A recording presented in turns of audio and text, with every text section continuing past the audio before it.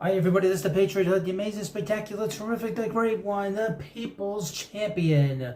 Your host, the Hood, and welcome back to the Patriot Hood. Hopefully you like this video and hit that subscribe button. As we know, President Trump, the President-elect Trump, is getting his cabinet together. The 45th and soon to be 47th President of the United States is ruffling a lot of feathers, the best way to describe it, and ghosts from Christmas past are having their little sort of temper tantrums. I guess the media has to prop them up and then sort of bring them out of the, dust the mothballs and the dust off of them. But let's talk about Robert Kennedy Jr. As you know, he was running for president. He didn't get a fair shake from the Democrat Party. They wouldn't allow any kind of primaries, any kind of like debates with Biden and with that with Kamala Harris. During the past year and a half. So he was sort of twisted in the wind. He had to go independent, and then he decided he wasn't going to run anymore. I would mention, and more than just mention, the biggest turning points of the campaign. The three big turning points, and really the main turning point was the assassination attempt on July 13th in Butler, Pennsylvania. The fact that Trump dodged that bullet, how that happened, clearly God was holding him and has a plan for him now. And I think a lot of people saw that, and I think Robert Kennedy was one of them. And obviously, billionaire Elon Musk was the other one. And those moments in life don't happen too often. When we see something miraculous, that's a miracle. I think a lot of people noticed that. I know I did. I was busy that day, and when I saw President Trump shot, I was like, what? I was reading things on X. I was like, wait, this doesn't make sense. And then to see that he got shot and he walked away. But Robert Kennedy Jr. has known Trump a long time, obviously, in New York, because Kennedy's from New York.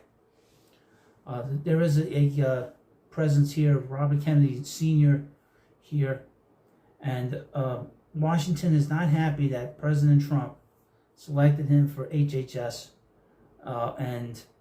Because he is not a fan of Washington, and he's not a fan of these people that murdered his father and murdered his uncle. This is from The Blaze. Trump ruffles more feathers with RFK Jr. cabinet pick. Quote, deception, misinformation, disinformation when it comes to public health. Liberals online began wailing and gnashing their teeth almost immediately after President-elect Donald Trump nominated Robert F. Kennedy Jr. to a seat in his cabinet on Thursday. As had long been rumored, Trump tapped RFK Jr. to be Health and Human Services Secretary. He could have named him to be the director of the CIA. That would have been great if he did that. It would have been like ironic. Or he could have tapped him to be the director of the FBI. During this independent run for president, RFK Jr. made health a major focus of his campaign. After Kennedy dropped out in August and formally endorsed Trump, social media became ablaze with the slogan, "Make America Healthy Again," a phrase that Trump often uttered in the close of his rally speeches. Quote, I am thrilled to announce Robert F. Kennedy Jr. as the United States Secretary of Health and Human Services. For too long, Americans have been crushed by the industrial food complex and drug companies who engage in deception, misinformation, and disinformation when it comes to public health. Trump wrote a statement posted to X late Thursday afternoon. In his statement, Trump also called public health and safety an administration's most important role, but said that lately Americans have endured an overwhelmingly health crisis on account of harmful chemicals, pollutants, pesticides, pharmaceutical products, and food additives. This goes to the death cult. The death cult's pushing this. Under Kennedy's leadership, health agencies will fight back against the chronic disease epidemic, return to the gold standard of scientific research, and become beacons of transparency, Trump continued. CNN reported that Kennedy accepted the nomination sometime on Thursday. In his article about the RFK nomination, the liberal outfit also described Kennedy as one of the nation's most prominent anti-vaccine conspiracy theorists and accused of him spreading false conspiracy theories about the safety and efficacy of vaccines. However, the outlet did not provide any examples of such alleged conspiracy theories. I would mention a lot of these pharmaceutical companies are sponsors of these broadcasts. So then they're going to go after their own, they're going to call them conspiracy theories. New York Times also claimed in its headline about the nomination that Kennedy spread false information about vaccines. Liberals online melted down over the news of Kennedy's nomination as well. Putting an anti-vaxxer in charge of public health is like putting the Unabomber in charge of the mail. Tweeted the left-wing influencer known as Joe. It's difficult to describe how utterly wretched RFK Jr. is. Not that I necessarily expect them to, but the Republican Senate has to put their foot down here. He's one of the most deranged sociopaths in public life. Wow. And his war on childhood vaccination is unconscionable. Now, he had mentioned a statistic that I guess about 40 years ago, 1 out of every 10 Americans was dealing with autism. He said now 1 in every 34 child is dealing with autism. Why is that? I'm not saying there's anything to do with vaccine, but there's something wrong here. RFK Jr. ran a spoiler campaign to help elect Donald Trump. Now he's reaping the benefits with a position that would jeopardize the health of millions of Americans, said a group of Democrat activists called End Citizens Unite. Yeah, End Citizens. Man, it's pretty obvious. End Citizens United. But it's got to be a very short group, if you think about it. If you're ending citizens, there's not a lot of people in this group. It's not a big activist group. However, not all Democrats have sailed the peg. Governor Jared Polis of Colorado, in fact, cheered it, claiming that RFK Jr. would help take on Big Pharma and the corporate AG oligopoly. Quote, he will face strong special interest opposition on these, but I look forward to partnering with him to truly make America healthy again, and I hope that we can finally make progress on these important issues. This became a big issue at the end of the campaign, by the way. One industry likely to be upset by the pick is Big Pharma. Shortly after Trump announced the nomination, stocks of many pharmaceutical companies reportedly tanked. Kennedy did not make a statement about the cabinet position, but did retweet Trump's statement.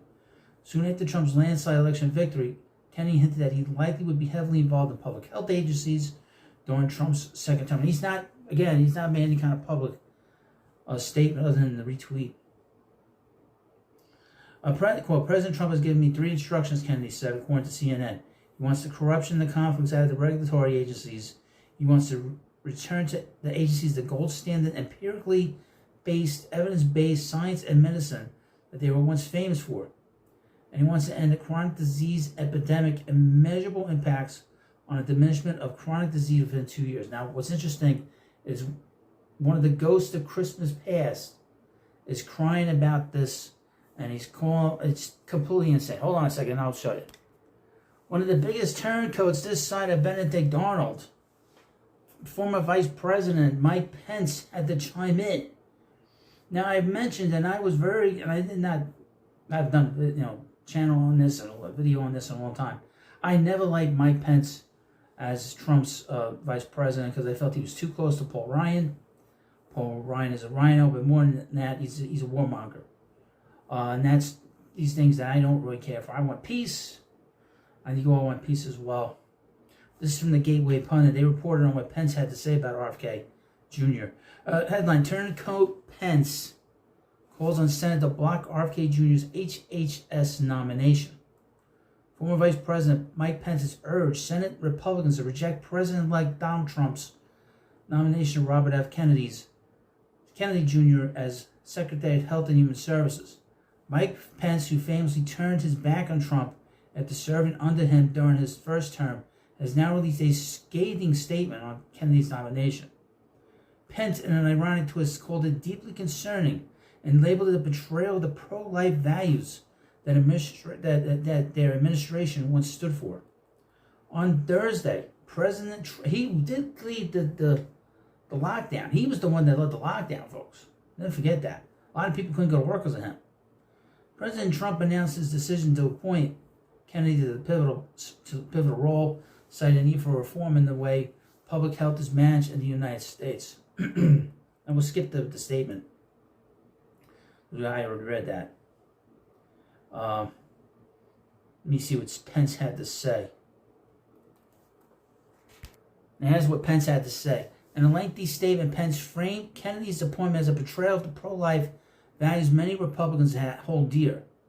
Pence criticized Kennedy's track record on abortion, citing his support for Roe v. Wade in opposition to the Dobbs decision. And this is his. But here's the thing about Pence: he's a turncoat. Okay. One thing about Kennedy I would mention is that he's trying to make people's lives better by making them healthier.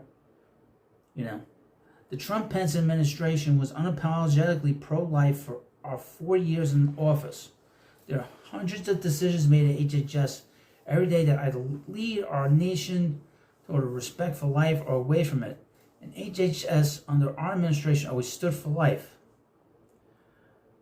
I believe the nomination of RFK Jr. to serve as Secretary of HHS is an abrupt departure from the pro-life record of our administration and should be deeply concerning to millions of pro-life Americans who support the Republican Party and our nominees for decades.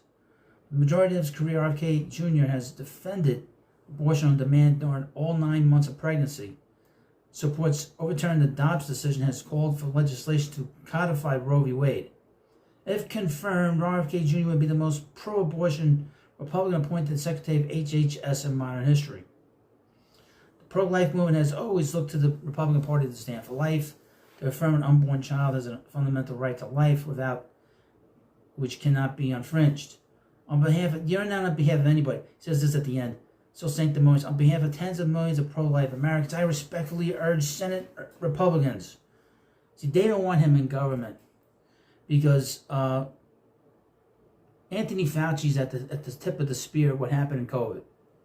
Okay, we're not going to get into it in this video, but once he starts digging into what the hell happened 4 years ago, 3 or 4 years ago, it's going to be all over Anthony Fauci. And we're going to find out exactly what the role of Mike Pence was during COVID. Because we know that he was the one leading the charge when it came to the lockdowns and everything else. President Trump put him in charge of that. So this has more to do with his own legacy than anything else. And abortion is a small, tiny issue for your host and really for a lot of people. Okay? The reality is abortion is evil. Killing is evil. Okay? I had seen a video on X where they showed the child in the womb being aborted. I guess it was an X-ray or whatever it was.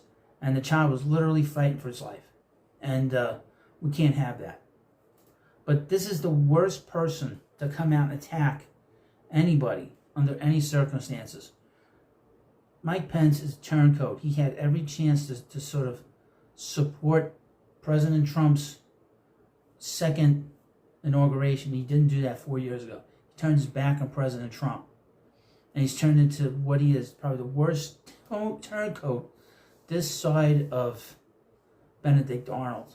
And I'm glad that he didn't bring him back. Trump was smart enough not to bring him back. He never should have brought him involved. Should have gotten him involved to begin with. You let me know what you think about this video. I'll try to get as many videos out to you as I can. I do have a lot of responsibilities on this platform other than this little channel. But I'm very happy with the way things have gone the last couple of days. So thank you for watching. Again, if you watch for the first time, smash that subscribe button. Thanks for watching. Have a good day, and I'll see you later.